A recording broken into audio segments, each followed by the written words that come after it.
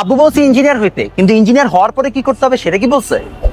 Option 1 হচ্ছে PhD করা, আর যেটা আমরা বুয়েটিনা সবচেয়ে বেশি প্রেফার করি। কিন্তু মাথায় রাখবেন পিএইচডি করতে হলে আপনাকে 5 বছর কষ্ট করতে হবে এবং এতগুলা বইপত্র নিয়ে সারাক্ষণ বসে থাকতে হবে।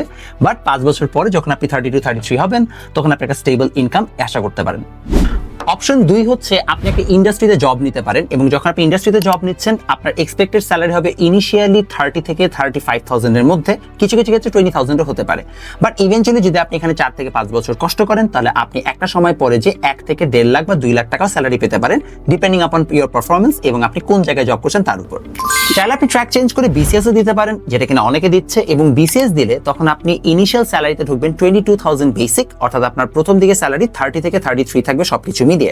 এবং তার সাথে মাথায় রাখবেন বিসিএস এ কিন্তু আপনাকে মিনিমাম 3টা অ্যাটেম্প্ট দিতেই হবে। আপনি গ্র্যাজুয়েশন করেছেন 25 বছরে, 3টা অ্যাটেম্প্ট অ্যাটলিস্ট যদি দেন তারপরে যে আপনি বিসিএস ক্যাডার হবেন, এর অর্থ হচ্ছে আপনার অ্যাটলিস্ট বিসিএস ক্যাডার হতে হতে 29-30 বছর হয়ে যাবে। চাইলে আপনি একটা এমবিএ করতে পারেন, তখন আপনি বিভিন্ন কর্পোরেটে কিংবা আপনি চাইলে ব্যাংকেও জবগুলোতে শিফট করতে পারবেন। চাইলে আপনি একজন টিচার হিসেবেও থেকে যেতে পারেন, অর্থাৎ আপনি যদি এখন ইউনিভার্সিটি টিচার হতে চান, সেটা পাবলিক কিংবা প্রাইভেটে হোক, যেখানেই যান না কেন আপনাকে অবশ্যই টপ নচ রেজাল্টের অধিকারী হতে হবে।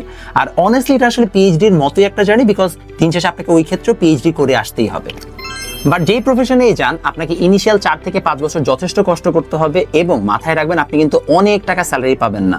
ক্ষেত্র বিশেষে জেনারেলি আপনি আসলে দিন শেষে 30 থেকে 50 এরকম স্যালারি এক্সপেক্ট করতে পারবেন, ডিপেন্ডিং আপন your skill and performance. So অনেক টাকা পাবেন এই আশা করেন না।